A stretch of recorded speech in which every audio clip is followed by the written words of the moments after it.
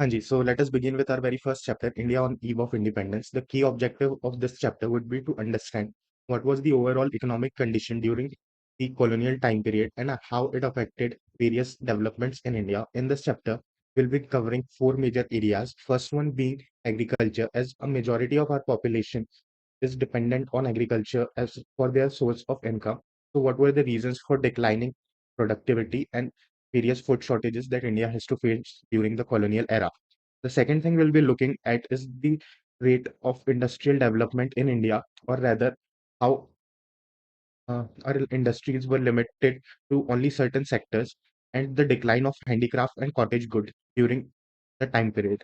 The third thing we'll be focusing on is the development of various infrastructure projects by the British and what were their hidden economic interests involved in such infrastructure development, followed by the overall conditions that determine the quality of life during the period, which would give you a fair idea as to how the general population lived at the time period. Now, before we get any further, let us start by understanding a very basic model of trade that was adopted by the British, where India was used to produce various raw materials that could be provided to manufacturing units set up in Britain, which would produce finished goods, which would be supplied back to India. Now, in this entire cycle, the raw materials that were extracted from India were supplied at a very low cost and sold back to the Indian market at very high prices. What this led to was overall depletion of wealth in India and huge wealth creation in Britain. In this model, you can see how India was exploited as it was serving as both an export market for cheaply available factors of production for Britain and at the same time being a huge market for consuming the finished products produced by Britain industries.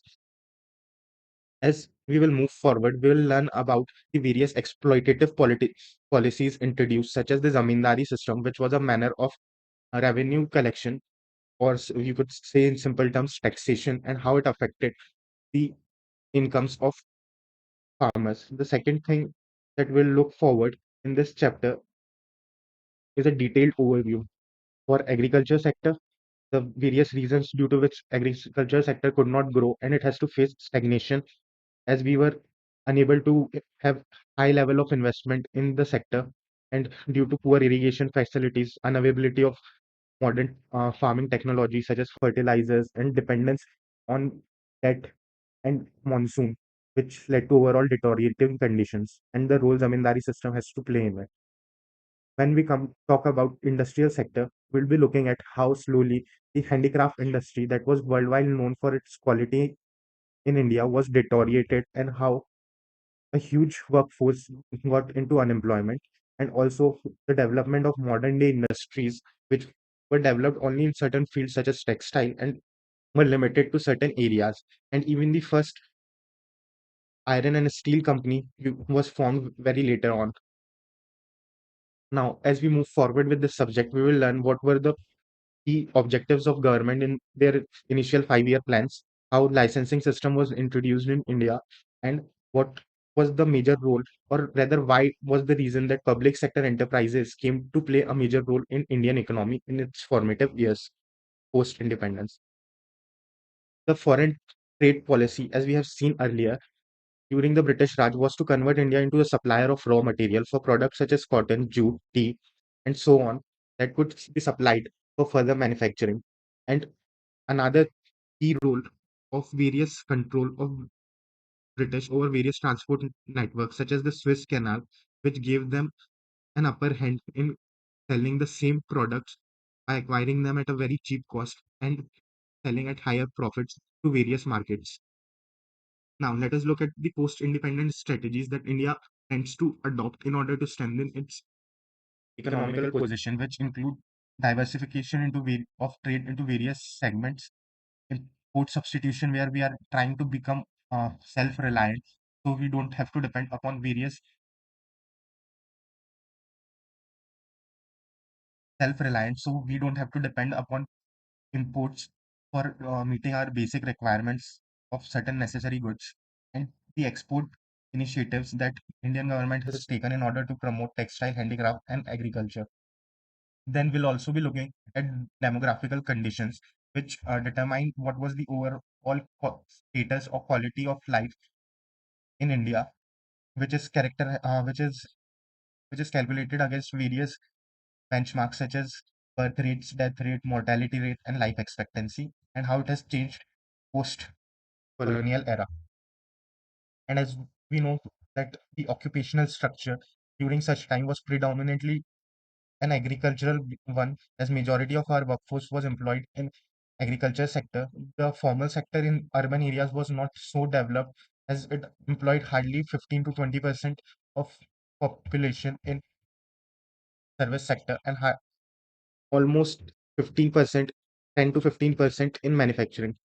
And how the post and the shifts that came with independence towards gradually diversifying various sectors to produce more employment opportunities. And certain government welfare programs were introduced guaranteeing employment, such as Manrega. Now let us look at our module. Okay, the very first thing that you'll see is the importance or the key role that India has to play for development of Britain, where it is clearly highlighted that the empire could have survived losing any part over which it has its dominion, but if it lost India, it was sure to go into a downfall. The reason for this was the massive wealth creation that was a result of direct exploitation of Indian resources.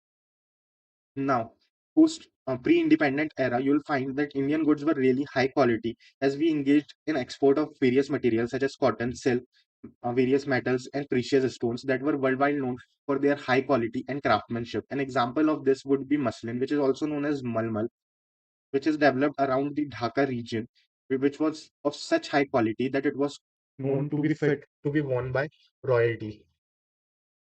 Now, if we try to look at various documentations by foreign travelers, you will find that India was so abundant in its resources that it was even considered richer than Egypt. It had silk, rice, sugar, butter, and ample of products for not only for meeting its own consumer requirements of various food and vegetable grains and livestock, but also for export. And it has great conditions for irrigation. It has great conditions for agriculture, such as various irrigation facilities and abundance of labor that is available. During this time period of British, various economists such as Dadabhai Naroji, William Digby, PK.R.V. Rao, and D.C. Desai has tried to calculate the overall country's growth, and you would find that it was very shocking to see that we grew at a percentage that was lesser than 2%. So, if you can see here, country's growth in aggregate output during the first half of 20th century was less than 2%, coupled with a mere half percent growth in per capita output per year, which signifies that the deteriorating condition of our economy, that we could not even grow by more than a half percent in terms of per capita output. Now let us look at various sectors and the impact of colonial policies on them. First one being agriculture sector, which occupied a majority portion of our population for earning their livelihood. A major change during this period was introduction of land settlement system called as zamindari. Under this system, a certain fixed percentage of revenue or rather profit was to be paid by cultivator to the zamindars. And if the cultivator did not pay this amount, his land was forfeited by the zamindar in lieu of such taxation. And the zamindars did not provide any sort of incentives or opportunities for further growth and development of agriculture. What this resulted was in huge debts accumulating over farmers, and in order to pay that debt, they either have to forego their land to the zamindars or they had to take more debt in order to hope that their next production will be sufficient enough to meet their financial needs, which caused immense misery. The fixed sum that was owed to Zamindar remained unchanged despite the level of output that was generated by a farmer. And if they failed to meet it, his land was foregone. Now, the various causes for poor level of productivity in this sector would be unavailable, would be lack of various technologies, as there was high dependence on traditional farming methods. the irrigation facilities that were available were very negligible and not of the highest standard, as a farmer would have to depend upon monsoon for irrigation purposes, and the fertilizers or the rather negligible use was noticeable. Now, if we look at what was the first major objective of Britishers was to convert India into an export hub for supply of cheap raw material. A result of that would be seen in shift in crops from being food crops to cash crops. Food crops are the crops that you could consume, such as wheat, rice, and so on. Whereas cash crops are the crops that you can't directly consume for your nourishment, but rather you can sell them for earning money in the market, such as cotton, jute, and various other products. So, as the country's production shifted from more of food crops towards cash crops, India faced huge food crisis, and as such, cash crops required higher amount of water and irrigation facilities. It over a period of time has resulted in overall lower levels, water levels, and deterioration of soil condition in Indian farms. Now let us look at the industrial sector. During the British era, there was a heavy decline in the traditional handicraft industries. The reason for this was since India was exporting goods at a cheap cost, the local producers could not compete with the foreign produced good, as the price of foreign imported goods was comparatively lower to the domestically produced good, which led to massive unemployment in the country. Whatever growth we see in the 19th century is very slow and is only limited to certain sectors such as jute and textile and cotton, which were mainly dominated in certain areas such as Maharashtra and Gujarat region. The country has seen during the 19th century remained very slow and was limited to only certain sectors, such as the setting up of cotton and jute mills that were largely dominated in the western parts of the country, such as Maharashtra and Gujarat, while jute mills were dominated by foreigners in Bengal.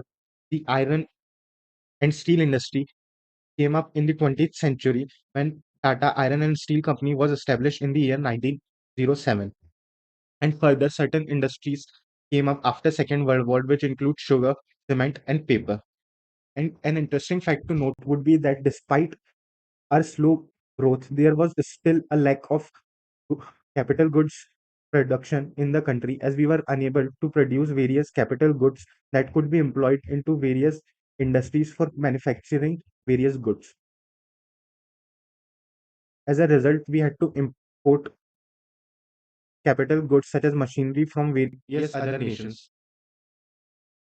Now, a key problem that India faced in its industry was a huge labor force that has been displaced through traditional handicraft that could not find jobs into the new industries because of their low level of production and growth.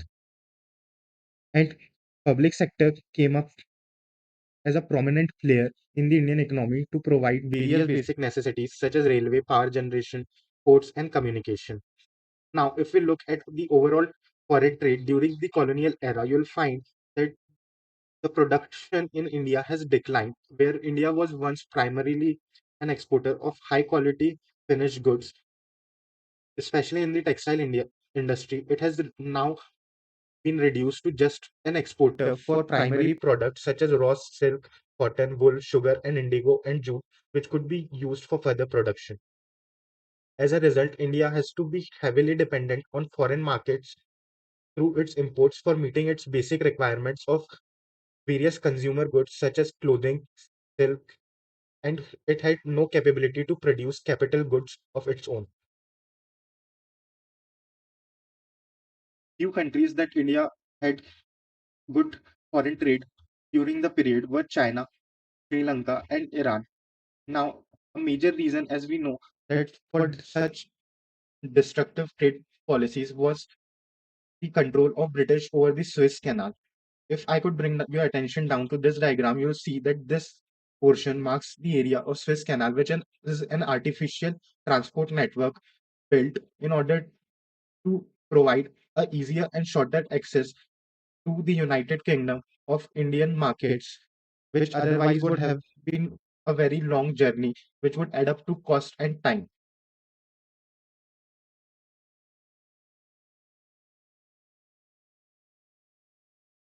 The result of this deteriorating trade practices that were adopted by British resulted in huge deficits in India's foreign trade, where we had to rely for our necessity goods such as even kerosene to be imported at higher prices, as there was no domestic industry that could meet the need for production of various goods, and basic necessary goods became more and more scarce.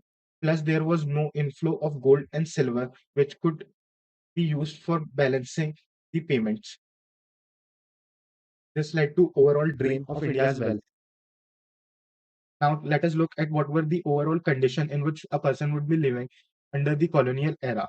The first thing that you'll see that there was an unevenness in population growth, which implied that neither the total population nor the rate at which the population growth were very high. The overall literacy rate in the country was lesser than 16%, and that too in female was lesser than 7%. There was almost no public health facility available to majority of people, thus leading to various waterborne and airborne diseases, causing higher mortality rates, infant mortality rate in country. Mortality rate signifies the number of people or the number of deaths that are accounted in a country, and infant mortality rates account for the number of death of children below the age of 1 year in a country. And we have also seen that the life expectancy in those days was very low, as much as to 32 years, which in the present time is estimated for roughly about 69 years. Now let us look at the way occupational structures changed during the colonial time period. As we have already seen that agriculture sector faced various issues due to which its overall growth remained stagnant and it shows no sign of improvements. However, the little growth that we have seen in industrial sector and service sector remain confined to 10 and 15 to 20% respectively, and it was also highly localized only in certain areas. And if we talk about the infrastructural facilities in the if we talk about the overall infrastructure development during the British Raj, we will see that ports, waterways, and transport channels and telegraph was so developed, but the purpose was to serve the colonial interest. That was first, provide a communication channel for various administrative purposes, and second, provide a manner through which the army could be mobilized in order to maintain control, and various raw materials can be extracted from villages to be supplied to the nearest railway station or port to be sent to England. The roads were no way fit for modern day transport of passengers, and a majority of population has, especially in the rural area, in the rainy season has to face difficulties as the roads that they relied on were not fit for such weather conditions. Now, the railway system that was introduced by the British was only for their own economic profit.